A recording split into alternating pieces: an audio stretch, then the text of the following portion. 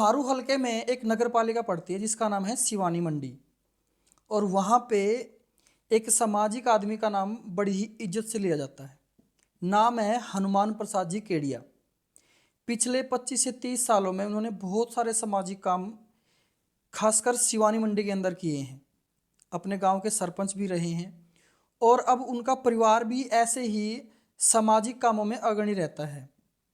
ये बात मैं आपको इसीलिए बता रहा हूँ क्योंकि हनुमान प्रसाद केडिया जी की बहू नगर पालिका का चुनाव लड़ने जा रही हैं। नाम है वंदना केडिया। वंदना जी, आपका बहुत बहुत स्वागत है। धन्यवाद। आज हम इनसे कुछ ऐसी बातचीत करेंगे जो शिवानी जो नगर पालिका के लोगों के लिए काफ़ी अहम है। वो बातें जो आपने पहले नहीं सुनी होंगी और अंदर की बातें निकल के आएंगी जो शायद आपको जाननी जरूरी होंगी। कैसा फील हो रहा है? आज हम पॉडकास्ट कर रहे हैं, आपसे तो बातचीत कर रहे हैं। बहुत ही अच्छा लग रहा है। वैसे तो मैं इतने काफ़ी समय से लोगों के जनसंपर्क में सीधा हूँ और अब इसको भी मैं एक और माध्यम मानती हूँ जनता के साथ संपर्क में आने का, अपनी बात को जनता के आगे रखने का।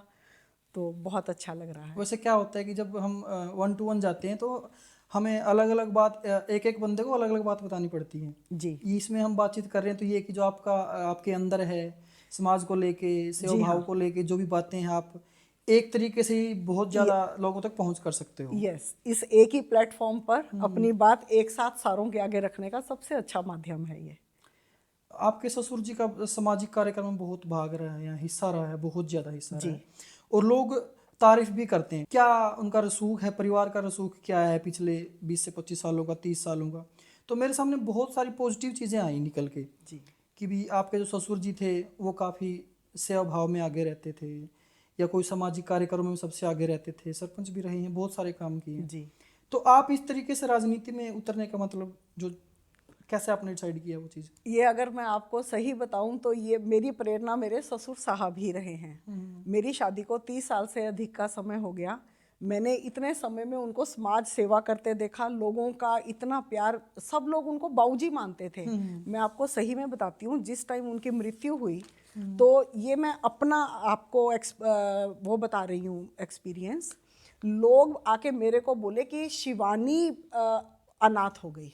वो उनको अपना पिता के स्वरूप में देखते थे। आप सोचिए उन्होंने कितनी, शिवानी कौन? शिवानी के लोग अपने नगर आप को, पालिका का नाम? हाँ मुझे हाँ, लगा शिवानी किसी आपके बेटा बेटी का नाम बोल रहे हो आप। नहीं नहीं नहीं नहीं मेरे बेटे हैं, बेटी नहीं है। क्या बेटों का नाम क्या क्या है आपके? बड़े बेटे का नाम है भीष्म हाँ। और छोटे का नाम है सिद्धार्थ। वो क्या क्या करते हैं? बड़ा बेटा इंजीनियर है। हम्म। वो यूएसए से अपना पोस्ट ग्रेड इंजीनियरिंग करके आया है और अब अपने करियर में वेल सेटल्ड है।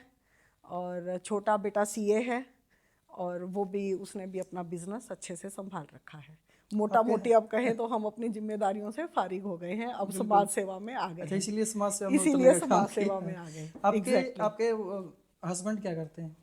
मेरे हस्बैंड कंपनी के एमडी हैं। हम्म।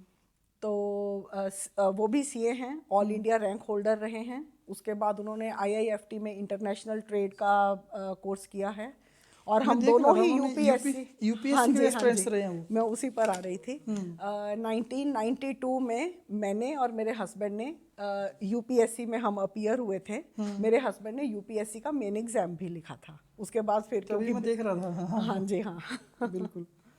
जो आपका शुरू का बचपन रहा है, जी। बचपन से लेके जब जवानी तक और उसके बाद में आप जिस तरीके से आप पढ़ाई करी आपने पंजाब के अंदर, जी उस दौर के बारे में बताइए थोड़ा सा हमें।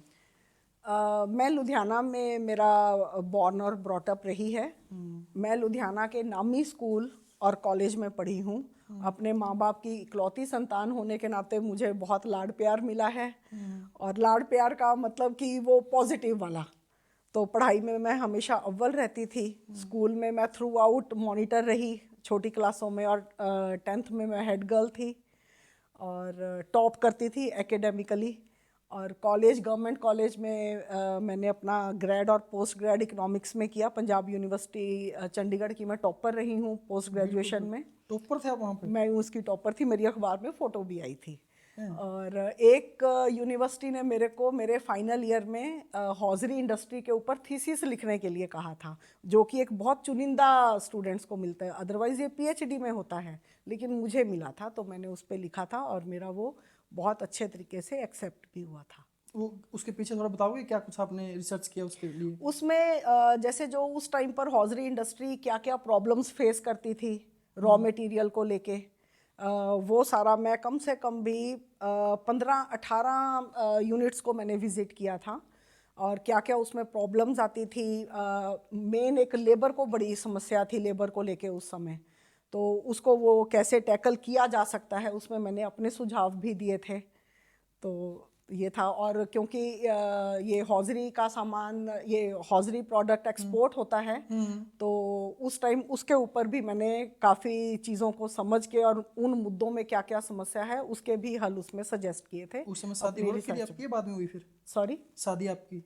हाँ जी, शादी मेरी 93 में। 93 में हाँ हुई जी। थी। तो यहाँ पे उसके बाद, शादी के बाद क्या एक्सपीरियंस रहा आपका? शादी के बाद तो देखिए मेरे ऊपर घर की जिम्मेदारी आ गई, बच्चों की जिम्मेदारी, उसमें मैं आपको कहूँगी मैंने मेरा 100% दिया। मैंने मेरे बच्चों को एक बार भी कभी ट्यूशन नहीं बाहर से पढ़ाया, मैं उनको खुद पढ़ाया लास्ट तक अपने बच्चों को। और आज मेरे बच्चे अपने अपने करियर में एकेडमिकली बहुत स्ट्रांग हैं और अपने अपने करियर में वेल सेटल्ड हैं। और आप अगर मेरे बच्चों से पूछे वो भी यही कहेंगे कि हमारी माँ का मैं ये कंट्रीब्यूशन। देखा, तब से हम बातचीत कर रहे हैं। जी आपका परिवार जो शादी के बाद ही वेल सेटल्ड था, जी।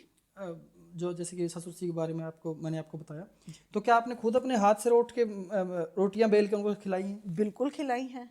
वैसे तो नौकर चाकर काम करते हैं इतनी बड़ी कोठियों में, मैंने कहा। हाँ जी, नहीं देखिए, वो हम नौकर चाकर तो खैर हम ये अक्षर ही नहीं यूज़ करते, हम उनको अपनी मदद के तौर पर डोमेस्टिक एड वर्ड यूज़ करते हैं, हम नौकर चाकर तो कहते ही नहीं हैं।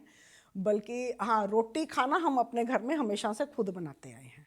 तो आपने अपने ससुर जी को भी, अपने पति जी को हमेशा भी, हमेशा। बच्चों को भी खुद ही खिलाई? हाँ बिल्कुल। मैंने मेरी सास को रोटी बनाते देखा, बाजरे की रोटी मैंने उन्हीं से सीखी बनानी। कढ़ी, बाजरे रोटी बनानी आती है हाँ, आपको? बिल्कुल आती है। बाजरे की रोटी, मक्की की रोटी, गेहूं की रोटी, आप कुछ भी बनवा लीजिए मेरे से।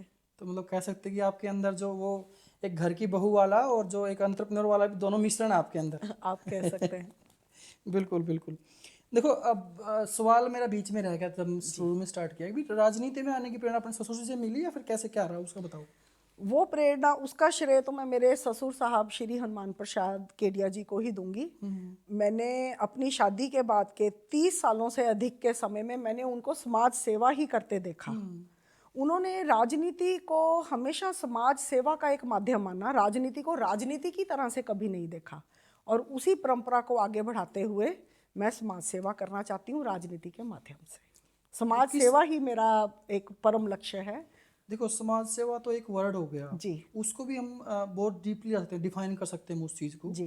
कि मतलब किस तरीके से आपके क्या विजन है नगर पालिका के प्रति, क्योंकि आप पहले तो एक कितने बड़े समाज को आप कर सकते थे हैंडल, लेकिन अब आप पर्टिकुलर सिवानी के लिए काम करना चाहते हो, जी। इसीलिए आप शायद चुनाव भी लड़ रहे हैं। जी। तो वो आपके अंदर ऐसी कौन कौन सी समस्याएं हैं जो आपको दिमाग में चिन्हित कर रखी हैं आपने कि हाँ भाई, सिवानी में ये प्रमुख समस्याएं हैं और इनकी तरफ मैं ज़्यादा ध्यान आकर्षित करना चाहती हूँ, इनको सुधार करना चाहती हूँ? देखिए, सबसे पहले तो मैं बात करूंगी करप्शन की, भ्रष्टाचार उन्मूलन, बिल्कुल जीरो टॉलरेंस पॉलिसी के ऊपर काम किया जाएगा। ये समस्या तो जड़ से ही खत्म कर दी जाएगी। एक एक पाई का हिसाब जनता के आगे रखा जाएगा। टैक्स पेयर का पैसा जनहित में खर्च हो, ये सुनिश्चित किया जाएगा। और फिर उसके बाद है स्वच्छ पीने का पानी, हर घर में स्वच्छ पीने का पानी पब्लिक हेल्थ डिपार्टमेंट के साथ सहयोग करके ये प्रोवाइड किया जाएगा। ये एक प्राथमिकता रहेगी। फिर आपने भी देखा होगा, जैसा आपने कहा है कि पिछले कुछ दिनों रिसर्च की है, शिवानी शहर में क्राइम काफ़ी बढ़ा है पिछले दिनों। तो उस चीज़ को ठीक करने के लिए हर गली चौराहे बाजार ये पर, डाटा आपने कहाँ से लिया, क्राइम ज़्यादा बढ़ा है? मैं ये डेली लोकल वाला अखबार पढ़ती हूँ। ओके। हाँ हाँ।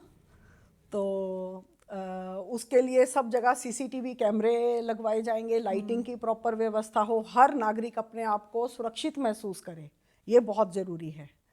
और उसके अलावा कच्ची सड़कें हैं उनका निर्माण, और जो सड़कें टूट गई हैं उनकी मुरम्मत, और वो मुरम्मत भी उस तरीके से कि सीवेज और पीने के पानी की पाइपलाइन को बिछाते हुए सुचारू रूप से योजनाबद्ध तरीके से। ये नहीं जैसे मेरे घर के आगे की सड़क है, पहले पक्की कर देते हैं, फिर 1 साल के बाद वो सीवेज के लिए उसको तोड़ते हैं, वो ना वो सड़क पक्की रही ना सीवेज ठीक हुआ, ऐसे नहीं। एक प्रॉपर योजनाबद्ध तरीके से ये काम किया जाएगा।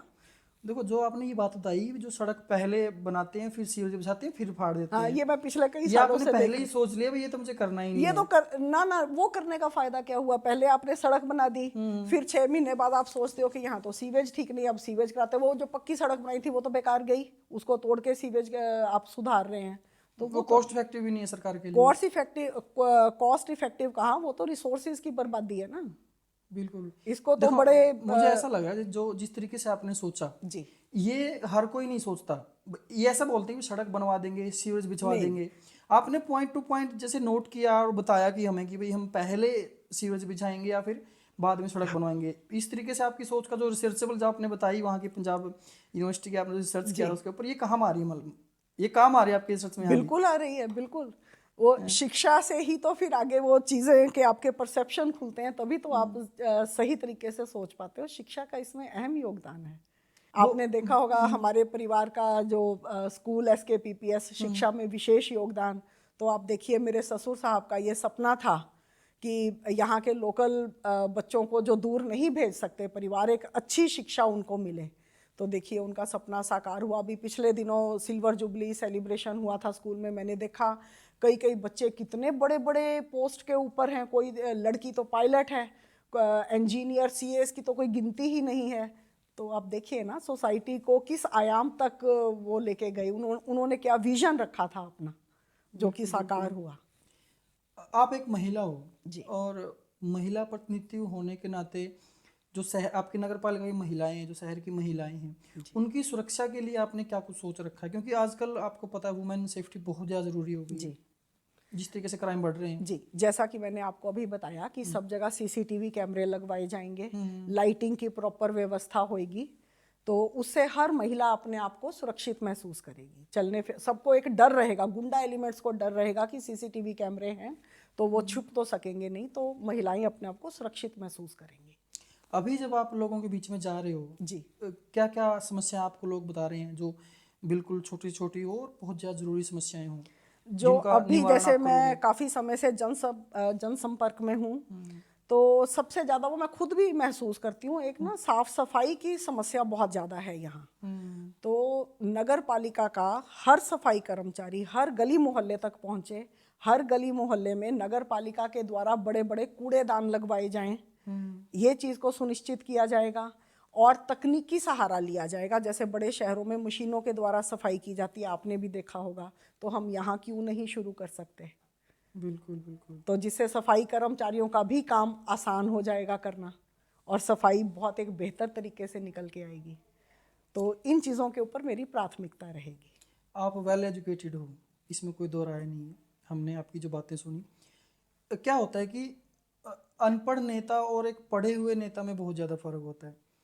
जनता की समस्याएं होती हैं, जी रहती हैं, 24 घंटे रहती हैं। जी उनकी समस्याओं का निवारण किस तरीके से किया जाना चाहिए, उसके बारे में एक पढ़े हुए नेता की सोच और एक अनपढ़ नेता की सोच अलग अलग होती है। जी सिस्टमाइज तरीके से काम होते हैं। तो आपने ऐसा क्या कुछ सोच रखा है जो जनता की समस्याएं होंगी आपके नगर पालिका के लोगों की, उनके लिए आपने क्या कुछ डेमो तैयार किया या फिर कुछ ऐसा रूल तैयार किया जिससे हम दूर कर सकें समस्याओं को? जी, देखिए, मैं नगर पालिका आपके द्वार ये अभियान चलाऊंगी। मतलब हर वार्ड में 15-20 दिन में एक मीटिंग की जाएगी, मौके पर ही समस्या को सुन के मौके पर ही उसका समाधान किया जाएगा। नंबर 2, एक नगर पालिका के द्वारा टोल फ्री नंबर इस्टेब्लिश किया जाएगा, जिससे सब लोग अपनी समस्या डायरेक्ट मुझ तक पहुंचा सकेंगे। मैं ये मानती हूँ कि ये 2 उपाय बहुत कारगर साबित होंगे। क्या होता है कि इनसे जो कुछ समस्याएं होती हैं वो तो निवारण उनका हो जाता है टाइम पे, लेकिन जो लॉन्ग टर्म की होती हैं उनके लिए, उसके लिए एक विशेष पॉलिसी बनाई जाएगी, उसके तहत काम किया जाएगा। किसी भी समस्या को ये नहीं कि लॉन्ग टर्म बोल के नज़रअंदाज कर दिया ना, वो बिल्कुल भी नहीं। एक प्रॉपर योजनाबद्ध तरीके से हर चीज़ के ऊपर काम किया जाएगा। मेरा एक सपना है शिवानी को लेके, एक हरी भरी सुंदर स्वच्छ शिवानी हो, हर नागरिक खुशहाल हो और हर युवा वर्ग, पूरा युवा वर्ग सुशिक्षित हो, महिलाएं सशक्त हों, सुरक्षित हों, और व्यापारी वर्ग के लिए एक अच्छा व्यापार को बढ़ाने वाला सेफ माहौल हो। ये मेरा सपना है और मैं इसको साकार करूंगी। ये आपने विजन सोच लिया शिवानी के लिए कि जी। हरा भरा मुझे करना है, ऐसा और आपके ओपोनेंट भी सोच रहे होंगे ऐसा सेम, तो उनमें और आप में आपने क्या डिफरेंस मानते हो आप? देखिए, इसको तो मैं ऐसे मानती हूँ कि मैं तो एक प्रॉपर योजनाबद्ध तरीके से काम करूंगी। दूसरे क्या कर रहे हैं देखो, वो तो मुझे नहीं पता है क्या सोचते हैं। मेरी अपनी सोच, मुझे क्या करना है, मेरा क्या विजन है, मेरा वो क्लियर है। क्या आपके ससुर जी का भी इसमें ये कुछ योगदान हो सकता है जो वो काम करके गए पीछे? बिल्कुल, वो शुरुआत ही उन्होंने की है। मैंने तो बल्कि पिछली 3 पीढ़ियां, मेरे दाद ससुर भी सरपंच रहे हैं, आपने सुना होगा सब लोगों से। और मेरे ससुर ने तो बहुत ज़्यादा काम किया है। जैसा कि मैंने बताया, सब लोग उनको बाबूजी एक पिता तुल्य जो मानते थे, वो सेवा, उनके सेवा भाव की वजह से ही मानते थे, और यही प्रेरणा मेरे को उनसे मिली। जब भी राजनीति की बात आती है जी, तो भ्रष्टाचार एक नाम जुड़ता है, बिल्कुल आता है।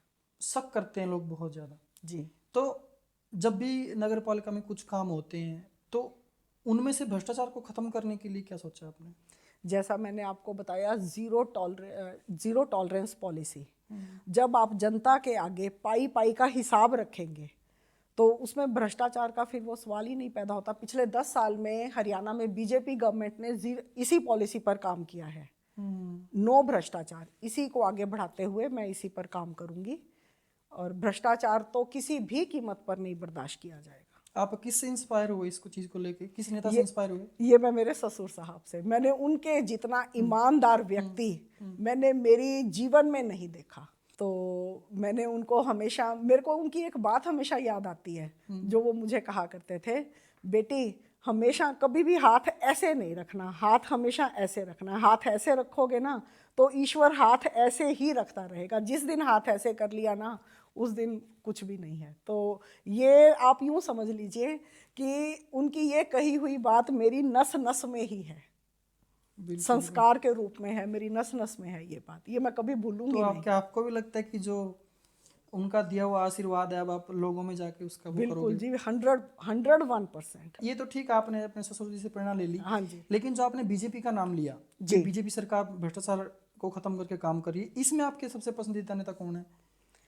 बीजेपी में अगर आप देखें तो नेशनल लेवल पर तो हमारे मोदी जी, हम सबके मोदी जी, वो तो विश्व के अब सबसे प्यारे हैं। कल दिल्ली फतेह कर ली उन्होंने। दिल्ली फतेह कर ली, बिल्कुल ठीक बात कही आपने। जैसे पिछले 15 साल में हमारे नेता श्री जेपी दलाल साहब, उन्होंने लोहारू हलके में जो निस्वार्थ भाव से जन सेवा की है, जो समाज के हर वर्ग को बहुत फायदा पहुंचाया है। यहाँ किसान वर्ग के लिए चाहे वो सिंचाई व्यवस्था है, कुछ रोड निर्माण है, लाइटिंग जो आप देख रहे हैं अभी हो रही है। तो जो विकास उन्होंने किया है, इसी मुहिम को आगे बढ़ाते हुए, जैसा उन्होंने पूरे लोहारू हलके को अपना एक परिवार मानते हुए जो जन सेवा की है, मैं भी उसी तरह से शिवानी को अपना परिवार मानते हुए इसी मुहिम को आगे लेकर जाना चाहती हूँ। शिवानी को विकास की एक नई राह दिखाना चाहती हूँ, और अपनी शिवानी को सबसे सुंदरतम शहर बनाना चाहती हूँ, जिसकी चर्चा देश में कोने कोने में चले। ये मेरा सपना है और ये मैं करके रहूँगी। किस तरीके के संबंध है आपके जेपी दलाल जी के साथ? उनके साथ हमारे बिल्कुल ही पारिवारिक संबंध हैं। मेरे हस्बैंड तो उनको अपना बड़ा भाई मानते हैं। बहुत ही स्नेह वाले संबंध हैं उनके साथ। जिस तरीके से अभी पूरे भारत के अंदर भी बीजेपी की सरकार है, जी हरियाणा के अंदर भी है जी और जेपी दलाल जी के आपके संबंध भी हैं, जी, तो इससे तो फायदा ही रहेगा शिवानी के लोगों को कि भाई एक मेंबर को और बना दें नगर पालिका के। बिल्कुल होगा, बिल्कुल होगा, इसमें कोई शक नहीं। अब पिछले दिनों जन्मदिन भी था जेपी दलाल जी का। जी हाँ, उनका जन्मदिन था। हम लोग उनके नाम पर गौशाला में बीमार गायों को खाना खिलाया, उनकी अच्छे स्वास्थ्य के लिए प्रार्थना की।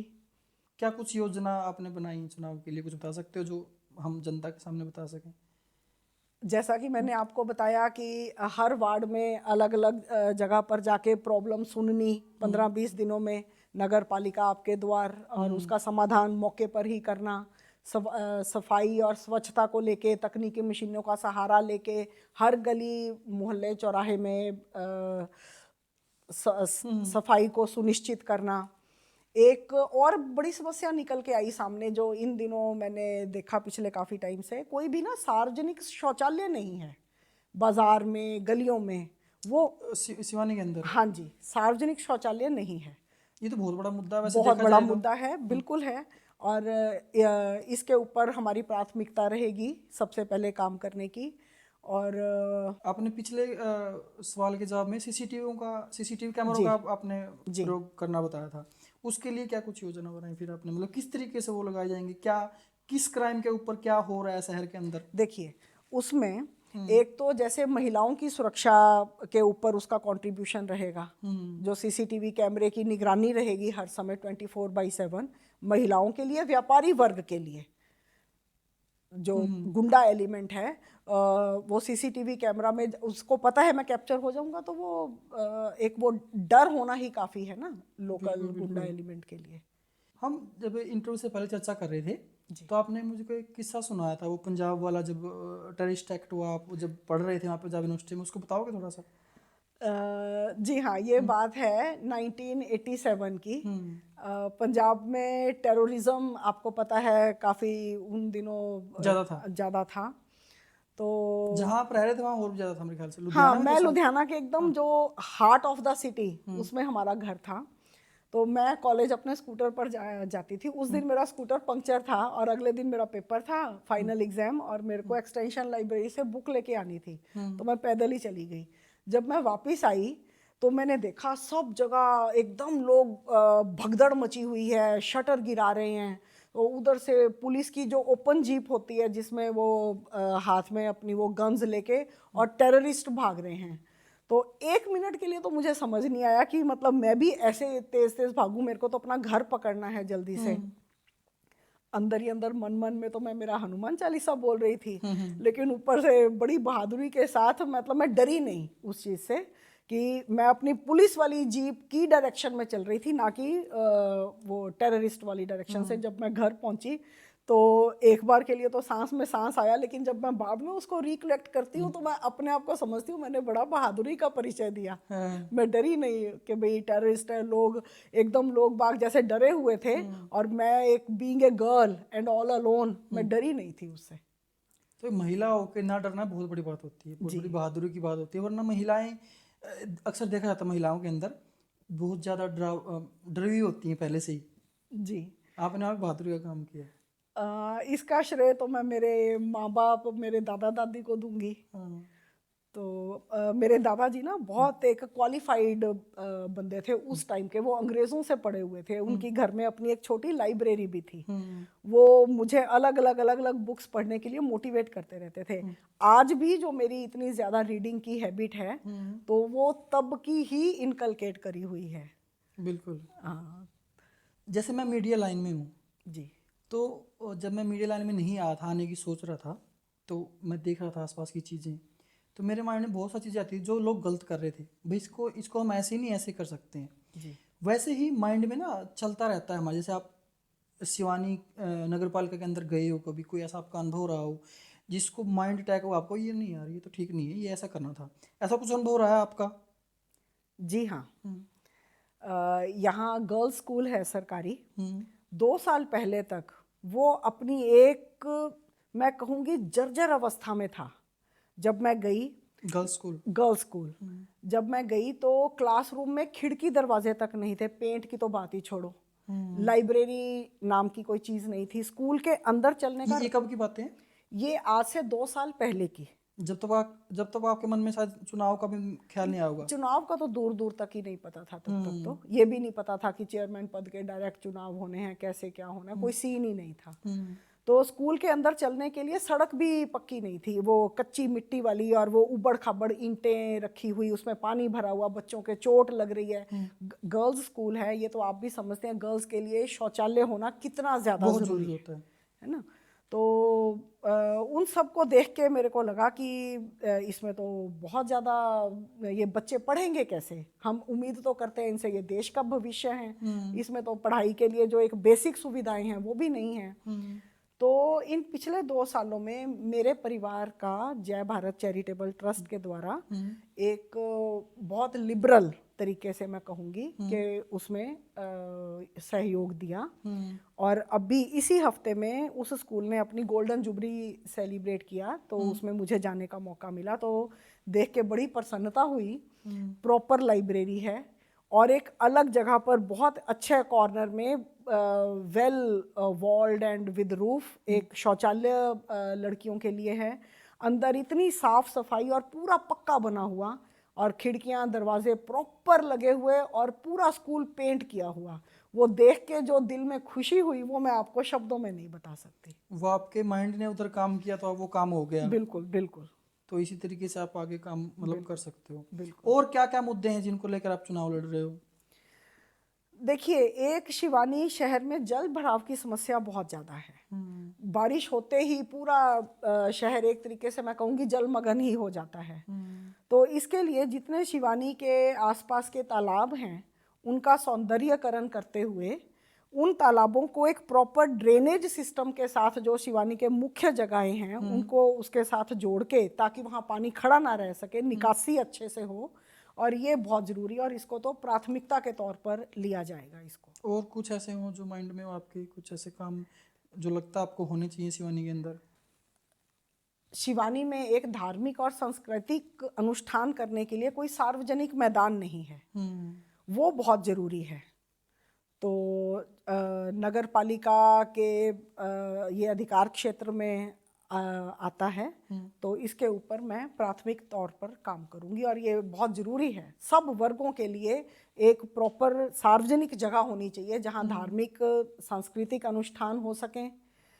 खेलों के लिए पार्क के रूप में एक छोटा स्टेडियम के रूप में बच्चों के लिए, जिससे बच्चों की खेल कूद की प्रतिभा निखर के आए। जी हाँ, तो उसके ऊपर प्राथमिकता के तौर पर काम किया जाएगा। आप जो आपकी नेतृत्व शैली है, जो आपकी एक क्षमता है, नेतृत्व क्षमता, उसको कैसे डिफाइन करोगे आप? उसको तो मैं एक ही अक्षर में आपको कहूंगी, निस्वार्थ जनसेवा। बिल्कुल, वही डेवलप आप करना चाहते हो। वही, बिल्कुल। अब आते हैं, कुछ ऐसे सवाल हैं जो शायद मैं 2-3 दिन से सुनता आ रहा हूँ शहर के अंदर। जी। एक कोठी वाला जो सिस्टम है उसके बारे में क्या करो? क्या ये मतलब आपको लगता है कि सिर्फ राजनीतिक प्रोपेगेंडा है, या फिर सच्चाई क्या है इसकी? एक कोठी। देखिए, ऐसा है कि जो इस तरह के जुमले हैं ना, ये हैं राजनीतिक जुमले। कुछ एक लोग अपने राजनीतिक स्वार्थ के लिए ये सब झूठ फैला रहे हैं, इनका कोई वजूद ही नहीं है। मैं आपको जैसा बताया, पिछले 30-31 सालों से मैंने तो अपने परिवार को हमेशा ही जनसंपर्क के साथ रहते देखा है, तो इसका तो वजूद ही नहीं होता। ये तो उनके जुमले हैं जो राजनीतिक एरिना में छोड़ते हैं, इनका कोई वजूद नहीं है। तो क्या लोग सीधा आपसे संपर्क साध सकते हैं? बिल्कुल आते हैं, रोज ही आते हैं। और ये अब राजनीतिक माहौल है बोल के आते हैं ऐसा नहीं, हमेशा से ही आते हैं। ये मैं हमारे पुराने घर में, और अब सीधा आते हैं, मिलते हैं, बात करते हैं, अपनी समस्या बताते हैं, समाधान जिस तरह से हम कर पाते हैं बहुत अच्छे से। जनसंपर्क का तो कोई आप समझिए कि कुछ ऑब्स्ट्रक्शन ही नहीं है ना बीच में, कभी से ही नहीं था। एक चीज़ और है, जैसे आप एक वेल बिजनेसमैन आप हैं जी। तो चुनाव जीतने के बाद, चेयरमैन बनने के बाद, आपका जो सबसे प्रायोरिटी चीज़ वो अपनी बिजनेस में रखोगे या फिर लोगों की सेवा भाव रखोगे? देखिए, जैसे मैंने आपको अभी बताया कि मेरे बच्चे बिजनेस में आ गए हैं, अपना करियर में वेल सेटल्ड हैं, और घर की जिम्मेदारी से मैं फारिग हूँ, तो मेरा तो अब 24 घंटे मैं जनता के बीच में ही उपलब्ध हूँ और जनता के लिए ही उपलब्ध हूँ। अच्छा, बाकी सब अपने बेटों को सौंप दिया। बिल्कुल, भाई मुझे तो जन सेवा करनी है। बिल्कुल। जब परिवार का समय था, परिवार को पूरा समय दिया। अब ये जिम्मेदारी मेरे ऊपर आई है, तो 100% समय मेरा इसके लिए है। इसी चीज़ से एक बात और निकल के आती है कि भाई जो लोगों के घर घर जाना है, सुख दुख बांटना, घर जाके कोई तो आपके सामने सुख दुख बांटने आता है, कोठियों के अंदर आते हैं लोग, लेकिन अब आप घर पे जा रहे हो जी। तो ये चुनाव को लेके ये बाद में भी ऐसा रहेगा? ये पहले भी था, चुनाव से पहले भी था, अब भी और बाद में भी रहेगा। मैं जनता के सुख दुख में हमेशा उनके साथ खड़ी रहूंगी। ये खाली ये कोई चुनावी माहौल के अंदर ये एक फॉर द टाइम बीइंग रहे, ऐसा नहीं है। ये हमेशा के लिए है, मैं हमेशा उनके साथ खड़ी हूँ और खड़ी रहूंगी, और ये मेरा जनता के साथ वादा है। ये अभी जैसे आप महिलाओं के बीच में जा रही हो, आप उनसे संवाद करते होगे, वो समस्याएं बता रहे होंगे, तो ऐसा कुछ मतलब होता है इंटरकनेक्शन, जो महिलाएं आपसे प्यार करती है, आप जा रहे हो जिनसे मिलने आप जाते हो डेली? जी हाँ, बहुत ज़्यादा। बल्कि आज ही मुझे मौका मिला अग्रसेन भवन में जाने का। तो जब मैं उनसे बात कर रही थी, वो अपनी समस्याएं बता रहे थे, तो सब आके मेरे को एकदम पास में आ गए और एकदम से यूं हग किया। वंदना, तू तो हमारी बहन जैसी है, तेरे साथ तो लगता ही नहीं है, तेरे साथ तो यूं लगता है आधी रात को तेरे पास समस्या लेके आ जाएंगे। हम तो निश्चिंत ही हो गए। तो इस तरह का वो उस चीज़ से मतलब मेरे उनका को विश्वास जग रहा है आपके अंदर, कह बहुत सकते हैं। बहुत उनको भरोसा है मेरे ऊपर। आप कैंपेन कर रहे हो अग्रणी होके, क्या आपके हस्बैंड भी आपके साथ रहते हैं इसमें, या फिर आप एज ए लीड करके आप इसको पूरे इसको कर रहे हो? देखिए, इसको क्योंकि ऐसा ये सवाल मेरा इसीलिए है क्योंकि आमतौर पर देखा जाता है जी कि जो महिलाएं चुनाव लड़ रही होती हैं तो उनके पति वगैरह या फिर उनका कोई आदमी वगैरह हाँ जी, कैंपेन को लीड करते हैं। नहीं, इसमें मैं ही लीड कर रही हूँ। मैं ही वार्ड्स में जाती हूँ। उस समय मेरे हस्बैंड मेरे साथ में नहीं होते हैं। जब मैं अकेली जाती हूँ तो मैं सबसे मिलती हूँ और मैं एकदम मुक्त रूप से उनसे मिलती हूँ, बात करती हूँ, उनकी समस्याएं सुनती हूँ और एक दिमाग में एक पूरा वो बनाती हूँ कि किन किन चीज़ों पर मेरे को प्रायोरिटी बेस पर काम करना है। आपके हस्बैंड का क्या रोल है इसके अंदर? आपको जैसे समस्याओं के बारे में बताना हो या फिर जो कुछ ऐसी चीज़ें होती हैं जो आप दोनों बातचीत करते हो आपस में, जब आप अकेले होते हैं कि भाई जी, शिवानी के लिए ऐसा करना है, ये करना है, वो करना है? देखिए, वो एक बहुत एक्सपोजर वाला व्यक्तित्व है उनका। वो समस्या को देखते ही उसका क्या समाधान हो सकता है, जिस चीज़ को वो मतलब बहुत जल्दी समझते हैं उस चीज़ को। और मेरे को बहुत ज़्यादा मदद है उनकी इस चीज़ को लेके। क्या बातचीत होती है आपकी दोनों की? जब शाम को हम खाने पर इकट्ठे बैठते हैं तो मैं उनको बताती हूँ कि आज उस वार्ड में उन महिलाओं ने ऐसे सो एंड सो ये प्रॉब्लम मेरे आगे रखी। तो मैं सोचती हूँ कि इसका इस तरीके से समाधान आराम से किया जा सकता है। तो वो जो सॉल्यूशन बताते हैं उससे 1 डिग्री और बेटर बताते हैं। बिल्कुल बिल्कुल। तकनीकी सहारा लिया जाएगा सफाई में, लाइटिंग में, कैमरा ऐसे नहीं ऐसे लगाएंगे, ज़्यादा लगाएंगे, कवरेज उसकी ज़्यादा रहेगी। उनका बहुत ज़्यादा चीज़ों को लेके एक्सपोजर बहुत ज़्यादा है, तो और मेरे को उस चीज़ की मदद बहुत ज़्यादा है। शिवानी के लोगों को क्या कहना चाहोगे आप? मतलब क्या आपके मन में उनके लिए? शिवानी के लोगों के लिए, देखिए, लोगों का मेरे ऊपर बहुत भरोसा जताया लोगों में मैं सबसे मिलती हूँ, बहुत प्रेम, बहुत भरोसा। मैं उस भरोसे को कायम रखूंगी हर कीमत पर। शिवानी नगर पालिका को एक सशक्त नेतृत्व मैं दूंगी और ये मैं लोगों को इस चीज़ का विश्वास दिलाती हूँ कि मैं उनके भरोसे पर 101% खरी उतरूंगी। हमारे साथ आपने वार्तालाप करी इतनी देर, कैसा महसूस हुआ आपको? मुझे बहुत अच्छा लग रहा है।